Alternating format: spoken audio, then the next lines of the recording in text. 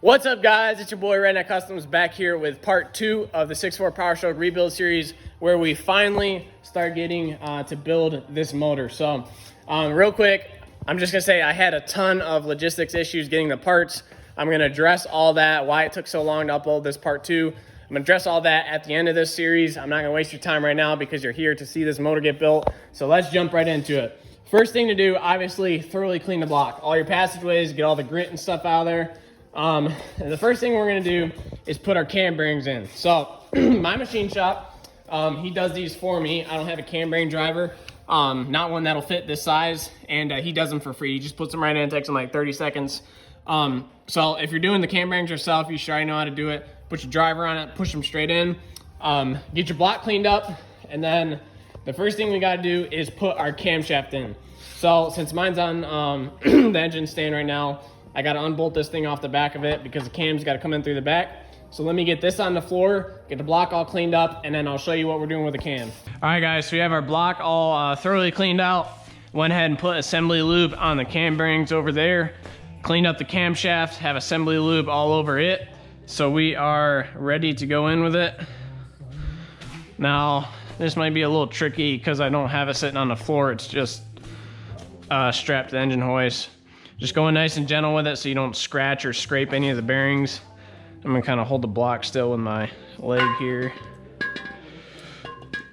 I don't know how much you can see, but you can probably see more off a GoPro than you would if I was trying to hold the camera with one hand.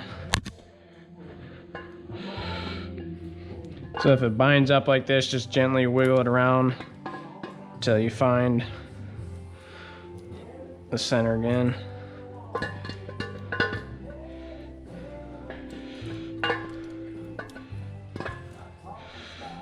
All right, now I'm gonna come under here, get my hand on the bottom side.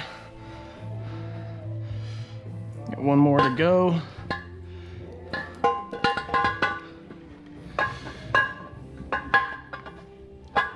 And there she's in, just like that. All right, and now for camshaft thrust plate, this thing right here, there's 2 bolts in it. These guys are gonna be 23 foot-pounds. Tighten them down, and then the camshaft will be good to go. Next, we're gonna install all the piston cooling jets. So these guys are gonna go in just like that. If I can do this one in, there we go. It'll pop in. The arch sits kind of in that little groove right there. And then these bolts are gonna get torqued to 114 foot-pounds. So get all 8 of those in, and then we're gonna start with our crank bearings and moving on to plastic gauge. Now with the block upside down sitting on the floor, we're gonna go ahead and put our crankshaft bearings in. Now the first thing you gotta do is make sure these journals are squeaky clean. We don't want any grease or any of like the assembly lube sometimes drip down on there. Make sure all that's off. You got 2 types of crank bearings here. You got flat ones that look just like that, and then you've got these that have holes in them.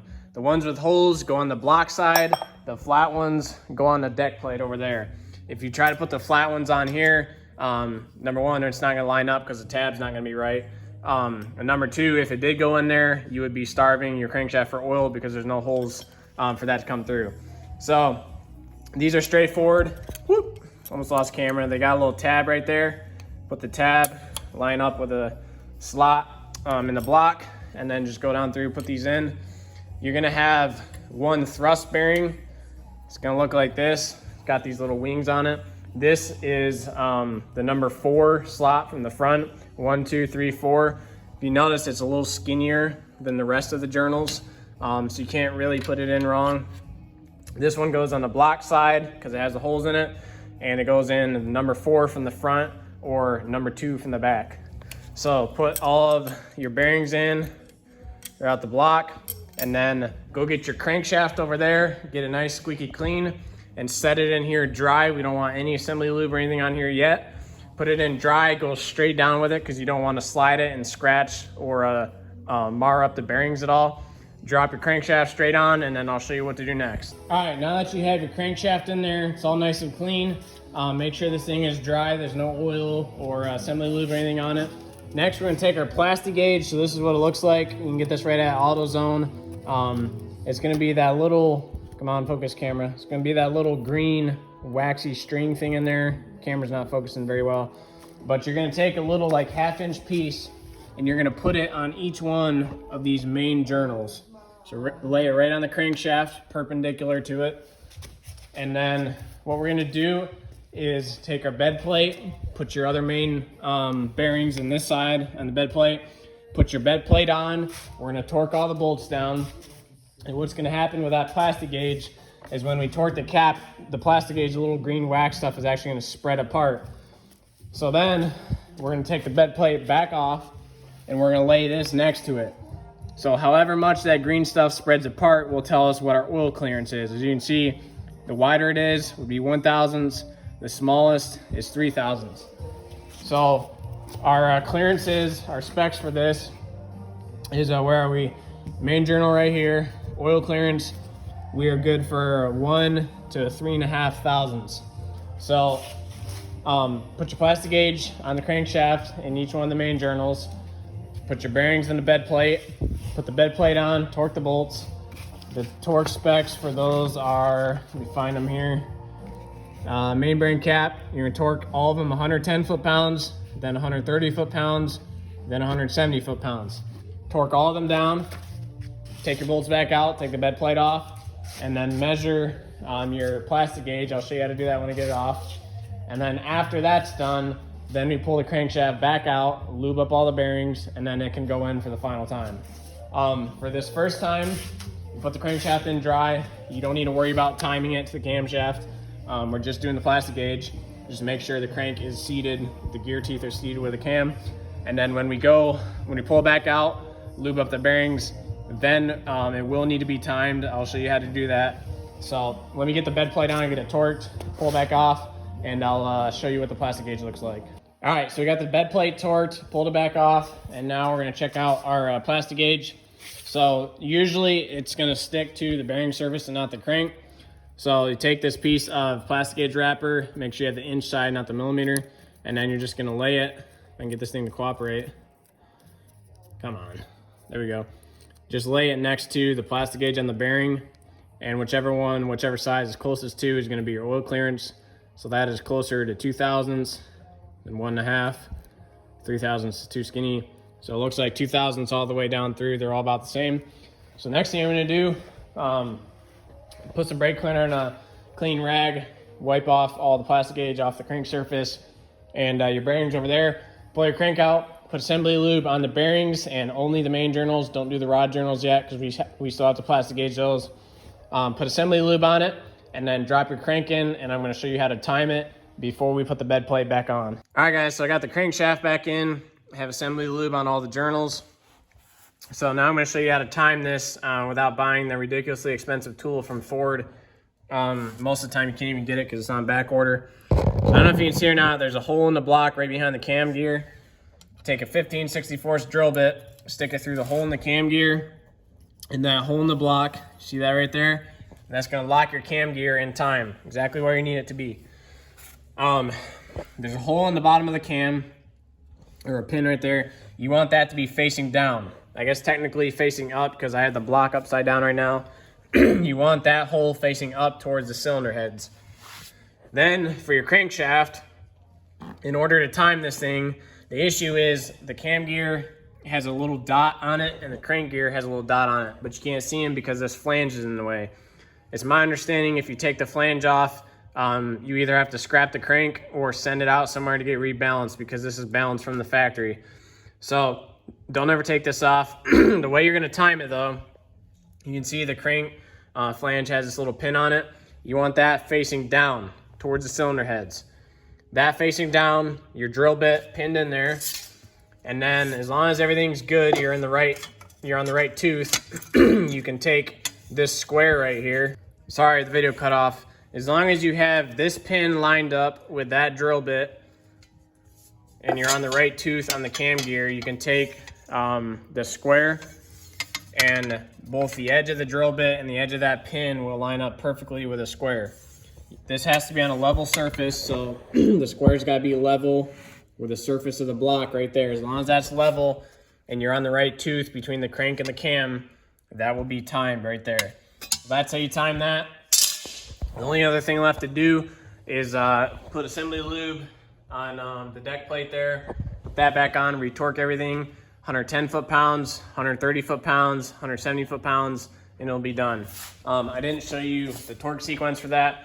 So we're gonna go center, center, outside, outside, center, center, outside, outside, center, center, outside, outside, and so on and so forth. You're kind of going in like a big circle. So get that assembly lube on that, get that torqued again. Don't forget to put these gaskets in there. I almost forgot to mention that. These little rope gaskets, they go right in these grooves down here, and then put just a little bit of RTV, black RTV right there, where the end of this gets clamped on. That'll just help make sure it's sealed. So get that on, get it torqued, and then we'll be ready to put the pistons and the rods in and get those plastic gauged. So I'll show you what we got going on with them. So you've got your little package here. Your pistons come in, open it up, take your cardboard wrapper off, pull your wrist pin out, and then first thing we're gonna install one of these little clips that holds the wrist pin in there. Now, for this next part, get you some good patience because it's gonna be very, very difficult. So these little clips, they're spring steel. And I don't know if you can see or not off of the GoPro, but there's a little groove in here. These little clips hold the wrist pin in there. They keep it from sliding out the side of the piston. So these are extremely difficult to get in there. The best way that I've found with the tooling that I have, and I don't know, maybe Snap-on or somebody has a special tool to do it. The best way I've found to do it is use a pair of channel locks. Now, I can't stress this enough. You've got to have a good, sharp pair of channel locks. So the teeth on them, you want a nice sharp triangle. If they're rounded off at all like this pair, you're gonna be fighting for an hour and not get anything in. It's gonna keep slipping out. So make sure you've got a good pair of channel locks with some nice sharp teeth. And then let me show you by hand first. So I start at the end of the clip. I don't know if you can see here, it's kind of a little nub over here. Nub's facing to your left. I start the end of the clip. If you're looking straight up the piston, you've got, what, 12 o'clock right here. I start the end of the clip right about 1, 2 o'clock, right over there in the corner. Next thing I do, I put the top end of my channel locks right up here above that nub, and then I grab it somewhere down here about probably a ½ inch from the end of the clip, and then you're gonna kind of squeeze it in while you push in with your thumb and just work it around the side just like that till you hear it snap. That was pretty easy going in. Most of them are not like that. So I'll try to show you with this clip. Start it right about there, and then you squeeze the clip together and try to get this corner of it down under the little tooth of that nub, and then just work it around like you're changing a tire, and hopefully it'll snap in. You can, some of these, like the first couple, you can probably just smush in with your thumbs till they start shredding the end of your finger, and then it's no fun anymore. So that's how you get the wrist pin clip in there. Next thing we're gonna do, lube up our wrist pin and our connecting rod, get that installed. Let me put this piston back and get my hands washed before I touch assembly lube, and then I'll show you how to orient the rod with the piston and all that good stuff. Now to assemble your piston to the connecting rod, so the first thing, look at the top of your piston. It's gonna say cam side. Some of them might have an arrow facing towards the front, something like that. These say cam side, so obviously that side is gonna be facing towards the camshaft. As far as the rods, when you took this apart, you should have stamped them 1, 2, and so on. This is number 1 right here. It's got 1 single dot on it. This is number 2. It's got 2 dots on it, so on and so forth. So piston, that's easy to orient. It says cam side, face that towards the cam. For the rod, these guys, you can see it's got kind of a little arrow right there. So these arrows face each other. So cylinder 1 is going this way. Cylinder 2 connecting rod's going this way. They both face each other. So if this is number 1 rod, so it's actually gonna be in the front. So it'll be facing towards the back of the motor. Number 2 rod, which is the second one back, is gonna be facing towards the front because these arrows always face each other when they're on the same journal. So number 1 rod here, double check their dot. We're gonna come over here to the motor. Number 1 cylinder is on the passenger side of the engine. So an easy way to remember this is, you can always say the passenger is odd. Like the passenger's odd, you don't like them or something like that. driver side's even numbers, passenger side's odd. And if you look at your block from across like this, you can see that the number 1 cylinder actually sits a little bit ahead of the number 2. So here's our number 1. It's gonna be facing in this way. We want our little tab thing, a little arrow facing towards the back of the motor, just like that. And then our piston, cam side facing towards the camshaft. So boom, they'll go together just like that. Cam side facing towards the cam and the arrow facing towards the back of the motor. So we'll come over here, set it on the side for a second, just like that. Grab some assembly lube and to go ahead and get our pin all lubed up. This stuff tends to be quite thick and goopy when it's cold out. And also this can make it kind of hard to crank over on first start because it's got practically tractor grease on all your bearings and stuff. So make sure you got plenty of that on there. And we're gonna go ahead and lube up the wrist pin bore. You don't want any dry spots at all.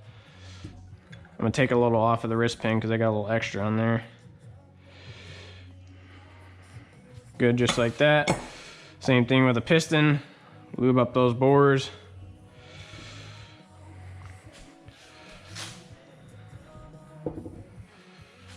And then we're gonna slap the wrist pin in, put a clip on the other side, and then this one will be ready to go aside from the piston rings.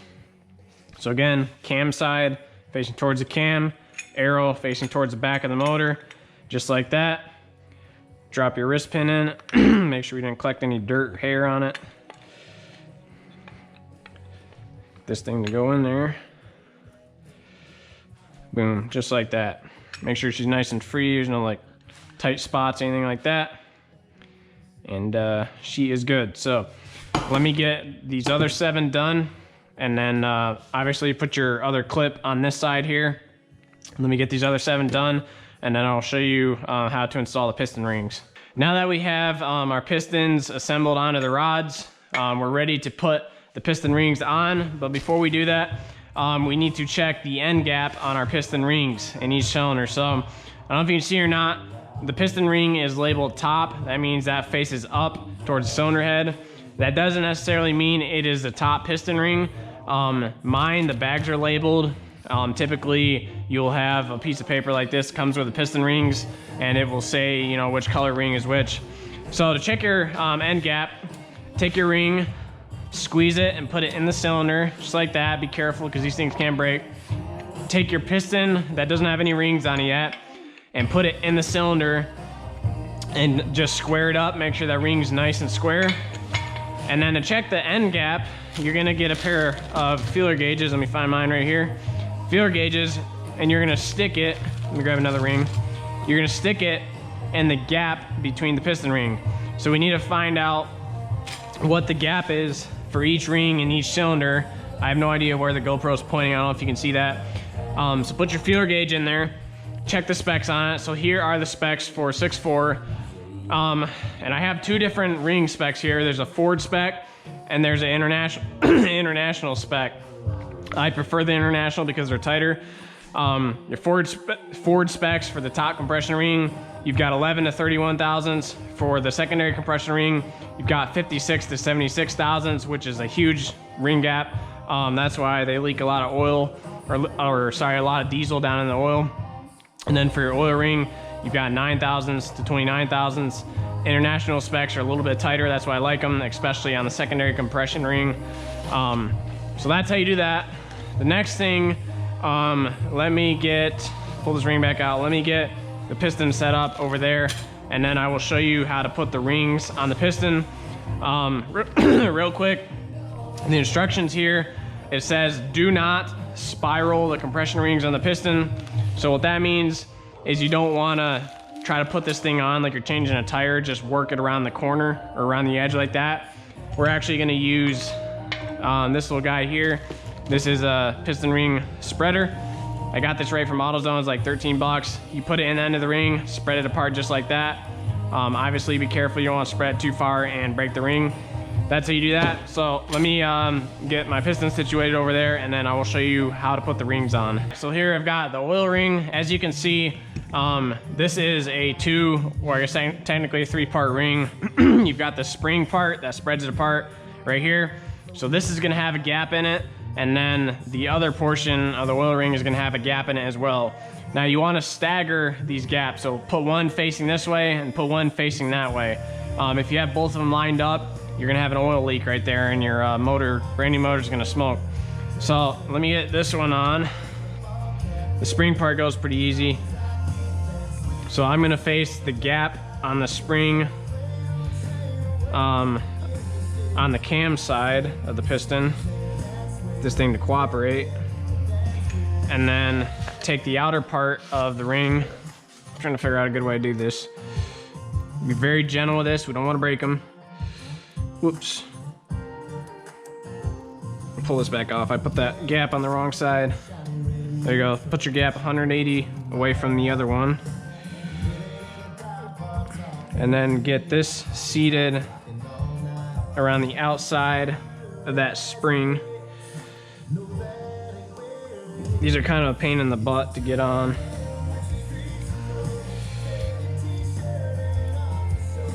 It's on that side, so we're just gonna work it on there, and perfect. So that oil ring is on.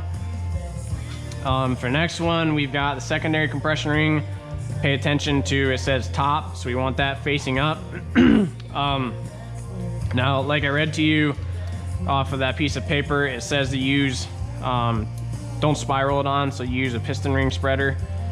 So I'm gonna use these. I'm gonna face the gap 90 degrees away from the other two. Trying to be gentle with it. It's not wanting to cooperate very well. Whoop. I don't want that to happen. Just trying to drop in the top compression slot. There we go. So get that slide in the second slot, and then top compression ring, we're gonna face the gap back facing the same way that the first oil ring was. So there you go, that's how you put your rings on. So the way I have mine staggered, I have part of the oil ring, the gap for the first part facing this way, the gap for the second part facing this way, gap for the secondary ring facing out the side, and then the gap for the top compression ring facing back out this way. And actually I think I'm gonna turn it over to this side just to give it a little more gap. So just like that. So this one, this piston rod assembly is completely ready to go in the cylinder. All right guys, so we're ready to go in with a piston rod assembly. This is actually a couple days after I just shot that last segment. I ended up catching a little bit of a bug or something, so it knocked me out for a couple days. We're back at it, so right where I left off, we're getting ready to install the pistons and the connecting rods in the cylinder. So like you see I'm doing, take your bearings, put in the connecting rod, put in the cap. Keep these boys dry for right now because we're gonna have to plastic gauge it just like we did the crank bearings. So get those in there. Next thing we're gonna do is take some clean engine oil, and we're gonna come over here and lube up the cylinder. So this is number 8 that we're working on, all the way in the back on the driver's side. Make sure you get lots of engine oil on there because this is what's gonna lubricate the cylinder on initial startup until the oil pump can get circulating and stuff. Lots of oil in there. I'll give you a tip. Watch your fingers when you're doing this because those little piston cooling jets down in there will shred your fingers. So be careful of them. Come over here, do the same thing with your piston. Lube up the piston skirt, your rings, the crown of the piston. Make sure we got lots of oil on that. Get just a little bit more.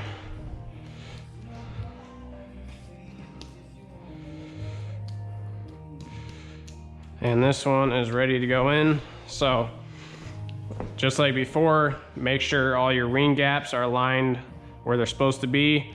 We have one facing forward and the other two facing off 90 degrees. Remember, the piston's marked cam side, so that obviously faces towards the camshaft. Drop her in just like that. And then we're gonna come over here. Let me wipe off my hand real quick. We're gonna grab our piston ring compressor.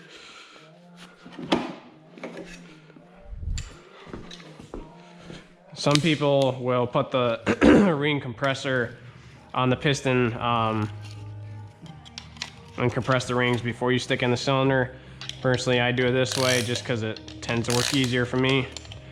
So hold your hand flush across the top of the ring compressor and hold it nice and firm to the deck of the cylinder so we can make sure we're seated on that bottom ring. Make sure there's no snags. You don't want to go too crazy tight with this because you won't be able to slide the piston in the cylinder, but you don't want to be so loose that it doesn't compress the ring and you end up breaking one.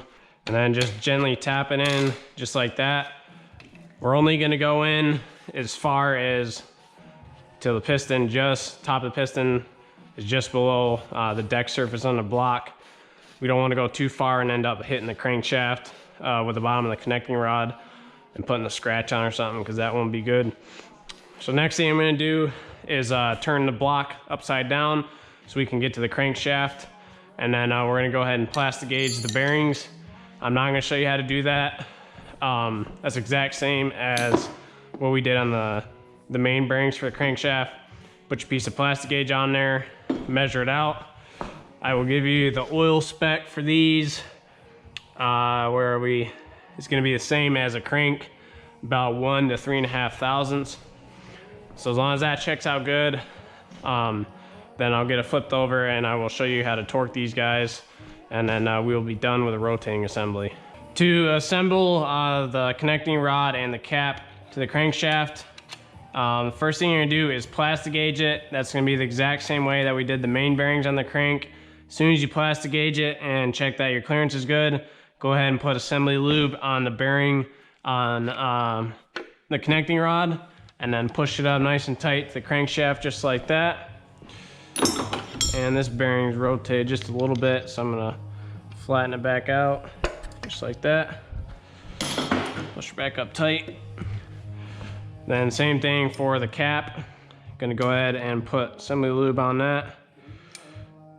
Now, to determine which way these caps go on, there's 2 ways you can do it.